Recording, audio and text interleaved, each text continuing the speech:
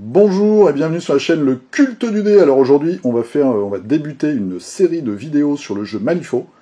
Je vous en parle de temps en temps, mais je me suis adjoint les services d'un spécialiste, de quelqu'un de de quelqu'un de compétent. Donc aujourd'hui, je suis chez Ronan. Salut Ronan. Salut.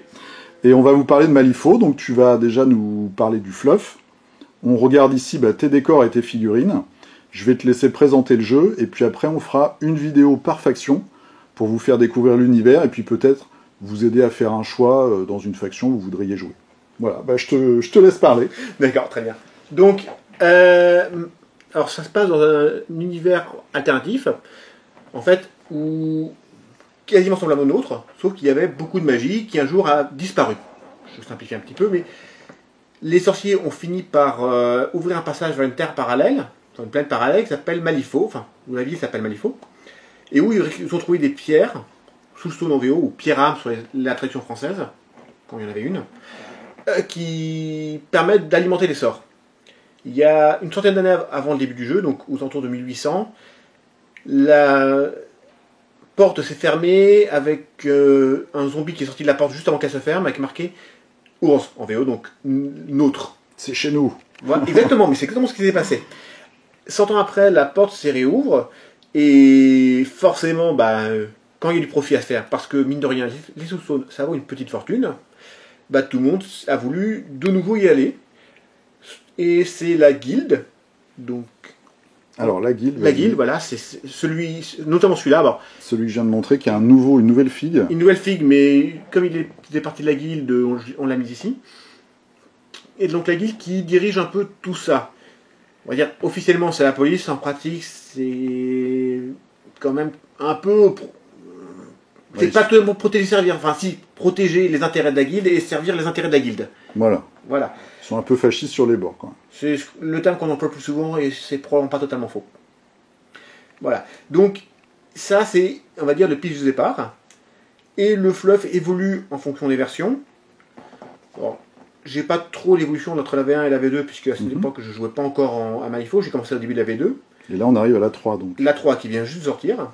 Et où il y a eu quelques changements, alors notamment Titania, qui est ici. Le personnage avec les ailes, là. Voilà, qui est une Neverborn, donc une des habitantes originelle de Malifaux, qui était sortie de sa prison où elle végétait depuis des lustres, et qui a tenté de lutter contre un groupe de 12 monstres qu'on appelle les tyrans, et notamment contre le gouverneur de Malifaux, qui voulait devenir le 3e tyran, et et le rituel s'est un peu mal passé. C'est un peu mal passé pour lui. Hein. Voilà, pas pour lui d'ailleurs, mais pour lui principalement, ce qui fait que maintenant il ressemble à une espèce d'homme brûlé, d'homme qui brûle, qui tourne autour de la planète Terre, mais dans lequel il n'y a plus aucun esprit. Enfin, c'est juste un cadavre qui brûle, un satellite artificiel de la Terre. Et c'est leur deuxième jeu. The Other Side, dont j'ai quelques figurines également. C'est leur jeu on va dire, de guerre, en fait, de bataille. C'est ça, ouais. Qui est un peu moins développé. À titre personnel, je l'estime que leur Kickstarter a été un échec, même s'ils l'ont financé. Ils n'ont pas fait, pas fait du tout ce qu'ils voulaient. Ouais. Mais bon, ça s'explique. Les figurines sont pas mal. Bon, après, je suis pas certain que ce soit ce que les gens voulaient. Bon, après, c'est une question de... Voilà. Donc, ça, c'est le fluff en très gros. Actuellement, donc, il y avait 7 factions. Maintenant, il y en a une 8e, qui est pour l'instant pas très développée. Donc, on va la zapper assez rapidement. C'est le tout début. La V3, elle vient de sortir... en juin. En juin, voilà. Donc, c'est vraiment le début. Ah, mais totalement. Et j'assume aussi le fait que il y en a... qu'on donnera plus d'informations. Pour l'instant, on n'a que 2 masters, alors qu'il est censé y en avoir 8. D'accord. Ouais, donc tout ça va arriver au fur et à mesure. Voilà, je précise ici juste parce que j'utilise un terme. Master, c'est l'équivalent du général qu'on utilise. Le boss de ta bande, en fait. C'est ça. On peut utiliser des boss un peu puissants, mais en général, on utilise les masters parce que c'est le plus intéressant. Donc, il y en a 8 par faction, plus, on va dire, 4 annexes, mais j'y reviendrai. Ok. Voilà, donc, ce qu'on peut jouer, en fait, alors, on peut jouer donc la guilde. Donc la guilde, c'est un peu... Sur la faction de tir, de dégâts. Voilà, tir, dégâts, et puis c'est c'est pas les inquisiteurs, mais ouais, c'est la police, c'est Oui, mais c'est ça. On va dire ça, un petit peu du... C'est un peu les CRS du monde, quoi. Ouais, mais alors, pour le coup, CRS, SS en un seul mot. Voilà, c'est un peu ça. Enfin, c'est complètement ça, d'ailleurs. Voilà, mais c'est vraiment pas une parodie, ni une critique, c'est un fait. Alors, certains ne sont pas tous forcément, je pense aux Ortega, mais de manière générale, la guilde, elle n'est pas là pour être agréable. Ensuite, on a les Neverborn. Alors, les Neverborn, c'est donc les autochtones. C'est ça. Enfin, c'est les habitants, une partie des autochtones, parce qu'il y en a d'autres, mais c'est les autochtones. Alors, c'est ceux les plus variés, puisqu'il peut y avoir des cauchemars, il peut y avoir, au sens propre des cauchemars d'ailleurs, des esprits qui sont là pour faire peur, enfin, qui vivent de la peur, des espèces de monstres qui ressemblent à des petits diables, enfin, avec les ailes, etc., qui s'appellent d'ailleurs les Néphilim, le terme biblique, ou des géants, des loups-garous, ou là des esprits de la nature fantômes. Voilà, okay. C'est très très varié. C'est plus en général la faction, je veux dire, de corps à corps, et parfois je trouve assez glace canon. Mais... Ouais, donc très fort pour faire des dégâts, mais très fragile au niveau résistance et défense. Très fragile, peut-être pas ce point-là, mais oui, c'est pas la faction qui t'ancre le plus. D'accord. Même quand la figurine est impressionnante, comme le Teddy Bear. Enfin, non, ouais. Oui. Ah non, voilà. Les autres habitants de Malifaux... Alors, ceux-là, ils sont géniaux, hein, un petit clin d'œil à Gilles. Alors, c'est qui commence? Donc, c'est les Gremlins. Alors, pour être honnête, pour être exact, maintenant, on appelle ça le bayou. C'est le bayou, d'accord. Alors, c'est leur habitat. Voilà, c'est leur habitat. C'est juste qu'il y a également maintenant quelques humains. Il y en avait déjà, il y avait Zoraida qui est une Neverborn, mais une sorcière. Voilà, qui était humaine à la base. Ouais. Voilà, c'est pour ça qu'elle n'est plus vraiment humaine. Mais il y a quelques humains qui sont dans la faction, mais c'est quasiment que des gremlins et c'est la faction fun. Voilà. Ils font de l'alcool. Voilà, il y a des gremlins ninja bourrés. Voilà. Ils font de l'alcool, ils boivent beaucoup, ils sont très nombreux. Enfin, ils peuvent être potentiellement très nombreux. Je pense notamment depuis la V3 un des masters qui peut en invoquer des dizaines au sens propre du terme. D'accord. Sauf que ils meurent tous. Tous ceux qui l'invoquent peuvent quasiment tous mourir en un coup. Ok. Et ils ont des cochons aussi, je crois. Exactement. On a même un master spécialisé dans les cochons et qui les fait grandir très vite sur le champ de bataille. Ok. Et ils imitent les humains. Là, par exemple, tu nous as mis la figurine. Ouais. Alors, ils imitent plus ou moins les humains, sans trop comprendre. Et celle-ci, c'est une Lacroix, enfin c'est la chef de Lacroix, qui imite les Ortega. En gros, c'est le jeu qui s'auto-parodie. Ouais, c'est super quand même. Il y a beaucoup d'humour dans le jeu d'ailleurs. Il y a beaucoup d'humour. Malgré le côté un peu plus sérieux de la V3, il y a encore quand même beaucoup d'humour. Dont principalement avec les Gremlins, on va pas se mentir. Voilà, moi j'aime beaucoup cette faction. Voilà, ensuite, alors, on a les résurrectionnistes. Les résurrectionnistes. Ça, c'est simple, ce sont les morts vivants, c'est la résistance et un peu d'invocation. Même si, pour le coup, je trouve que ce sont pas les meilleurs invocateurs, mais c'est quand même, ils en ont quasiment tous et c'est quand même très résistant. Et très axé sur la mort. Hein, on va pas, voilà. C'est du classique, mais entre les danseuses de French Cancan, zombies ou les gamins morts, c'est quand même très très glauque. Moi j'avais pris la première boîte que j'avais achetée, c'était Sameus. Ouais, bah oui, voilà. Une espèce de Jack the Ripper mort-vivant. C'est ça, c'est exactement ça. Voilà, très très fun. Avec des prostituées mort-vivantes. Voilà. Donc, tiens, j'en ai sorti. Hop là, qu'est-ce que j'ai fait? J'ai fait une petite doublette, c'est pas très grave. C'est pas très grave. Non, c'est pas ça, je suis en train de me poser la question. Ah non, j'étais. Bon.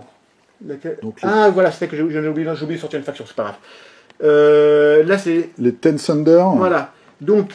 Les Asiatiques du. Voilà, alors. Avant, ils infiltraient toutes les factions, ce qui est moins vrai maintenant, mais grosso modo, sont les ninjas, les samouraïs, enfin, c'est tout ce qui est asiatique. C'est très typé asiatique. Donc, on a. Les geishas aussi. Voilà, mais au sens propre. La folle qui a des Oni comme serviteurs. La ninja, enfin voilà, la patronne des Maison Close. On a très très belles figurines. C'est ça. Alors, ce que j'ai oublié de sortir comme faction, on va c'était les arcanistes. Les arcanistes. Donc là, je sortis. C'est Rasputina. Voilà. Celle qui est à la tête du culte d'un des tyrans, Décembre.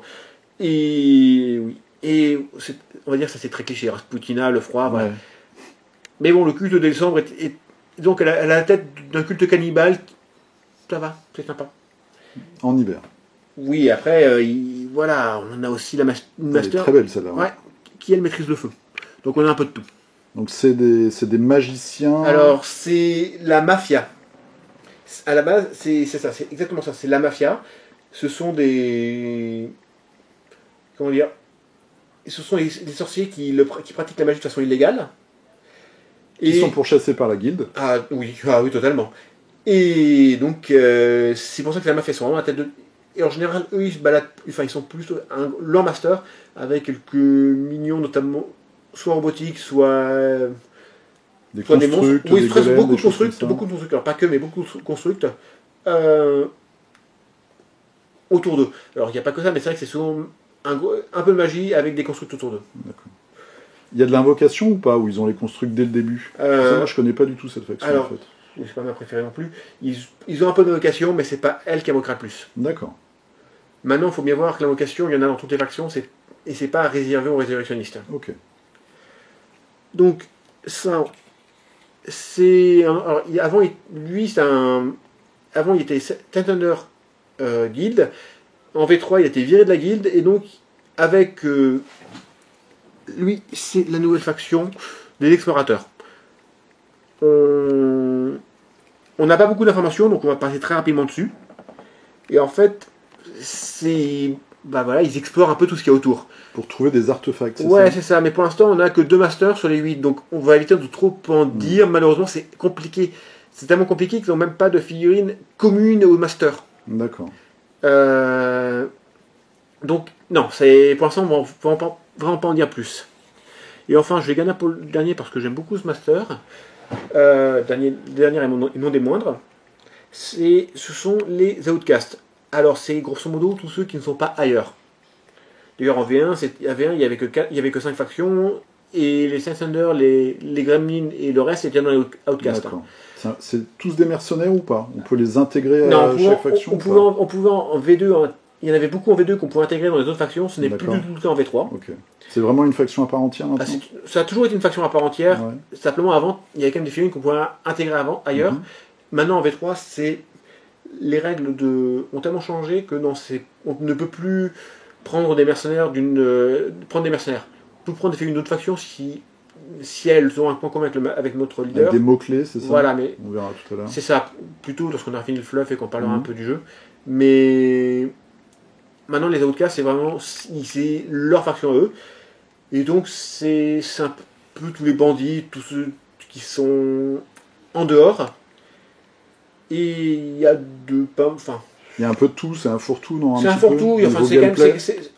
Ouais, il y a un peu ça. Après, ça reste quand même très glauque, puisqu'il y a quand même un steampunk nécromancien, un pendu, qui est aussi résurrectionniste maintenant, le roi des rats, un bandit, une avatar d'oblitération. Qui est un des tyrans. Voilà, et dont le nom parle pour lui.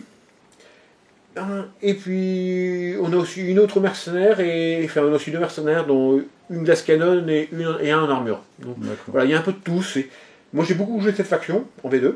En V3, je suis plus sur les Thunder pour l'instant, mais voilà, comme j'ai beaucoup de figurines, j'ai aucune raison de te limiter. Aucune. Et aucune envie. Okay. Bon, voilà. Donc, ça, c'est grosso modo le fluff très général de Malifaux. Donc, ce qu'on peut voir, c'est que c'est très diversifié. Voilà. Que si on aime tout ce qui est japonisant, asiatique, il y a une faction. Si on aime plutôt ce marais et des gremlins, il y a une faction. Voilà, si on aime le tir, la distance, il y a une faction, c'est la guilde. Ouais. Alors après, on peut tout faire dans chaque faction. On peut faire aussi la guilde de corps à corps. Mais on aura plus facilité à faire une armée de tir en guilde, voire en outcast, qu'en arcaniste. En arcaniste, ou pire en Everborn. En Everborn, pareil, il y a quelques tirs, mais c'est vraiment pas la majorité. Il y a vraiment tout et on peut vraiment s'amuser selon ses envies. Et même au sein d'une faction, c'est quand même parfois assez varié. Il y a une Everborn, par exemple. Il y a l'espèce de la fée vivante que j'ai présentée. Un gamin Titania avec les ailes. Hein, Titania, voilà. Un gamin qui rêve et qui manipule les cauchemars. Déjà, c'est pas excessivement identique, on va dire. Mais il y a également quelqu'un de la guilde ou un géant en cyclope. Donc voilà, c'est très diversifié. C'est un jeu qui est très très diversifié. C'est ça. Il y a souvent aussi des masters qui sont double faction, c'est-à-dire qui sont une faction et dans une autre. Ça, c'est toujours le cas? C'est toujours le cas. D'accord. Ça change d'ailleurs, comment dire, ça permet de jouer des figurines d'une faction dans une autre, avec beaucoup de limites, hein, mais le système de mots-clés. Mais voilà, c'est ce qui permet de faire le passage d'une faction à l'autre. Même si dans les questions de règles, la faction, c'est pas si important que ça. D'accord. Dans ce jeu, on choisit la faction et le master après avoir vu le scénario.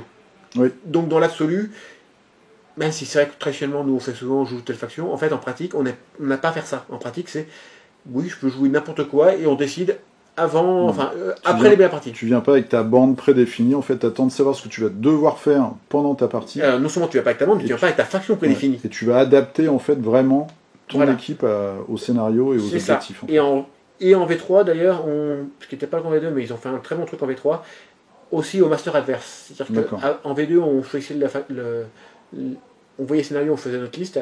En V3, ils ont ajouté une étape, c'est qu'on voit le scénario, on présente notre master, et après on fait notre liste. Ce qui veut donc dire qu'on fait une liste en fonction du master adverse. Ça permet d'éviter certains no-match en fait. Et je trouve ça très intelligent. Ouais, c'est sympa. Voilà.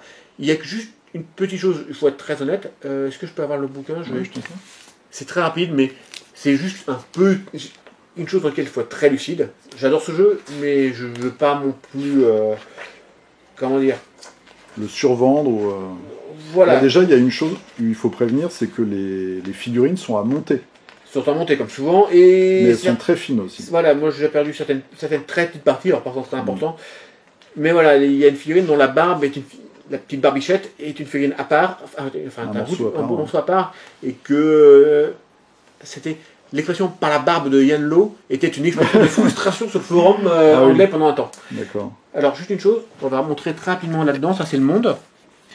Et voilà, ce que je veux dire, c'est que ça reste un monde de jeux vidéo. D'accord. Dans quel sens? Alors, on a le bayou, on a le bayou, la forêt, le désert, la montagne, on a tout en fait. D'accord. C'est-à-dire que dans l'absolu, on peut presque faire n'importe quel champ de bataille. Ah oui, c'est vrai. Voilà. Alors, ça permet de effectivement faire plein de choses, mais voilà, ça reste un monde que je qualifie de jeu vidéo dans le sens où on a presque toujours un Super Mario et on a le monde du désert, le monde. D'accord. Voilà. C'est aussi une des forces du jeu, je trouve. C'est une force. Quel que soit l'univers ou les cultures que tu aimes, en fait, dans Malifaux, il y a quand même de grandes chances que tu aies ce que tu recherches. Mais ce que je veux dire, c'est que ça a été fait pour le jeu. Oui, bien sûr. Le fluff évolue, c'est très bien. Il y a eu en plus des changements de faction pour des figurines entre la V2 et la V3. Et des figurines qui sont, entre guillemets, mortes. Oui, c'est vrai qu'ils sont retirés, pratiquement retirés du jeu, en tout cas retirés des tournois. Sauf autorisation, et officiellement, ils ne font plus vraiment partie des factions. Même si on peut encore les jouer. Mais oui, il y a des figurines qui sont mortes. Donc le fluff évolue. J'ai pas encore la version 3 du Dreamer, mais il est passé de la version 1 en tout petit gamin, en version 2 à un gamin, et maintenant c'est un ado en pré-ado. Avec une batte. Voilà. je pense que je prendrai plus tard. Pour l'instant, c'est pas une priorité, la Gen Con, mais je le prendrai un jour parce que j'avoue que le Dreamer, c'est un peu lui qui me fait commencer le jeu. Ok. Donc là, on a fait un peu le tour d'horizon des factions, et puis on va faire une vidéo par faction. Tu vas pouvoir nous présenter tes figurines, et puis nous expliquer un petit peu plus les caractéristiques et ce qu'on peut en attendre. Bien sûr. Donc on se dit à pas longtemps, voilà, je sais pas si c'est très français. En tout cas, jouez bien, portez-vous bien, et puis à la prochaine. Oui, à la prochaine. Salut.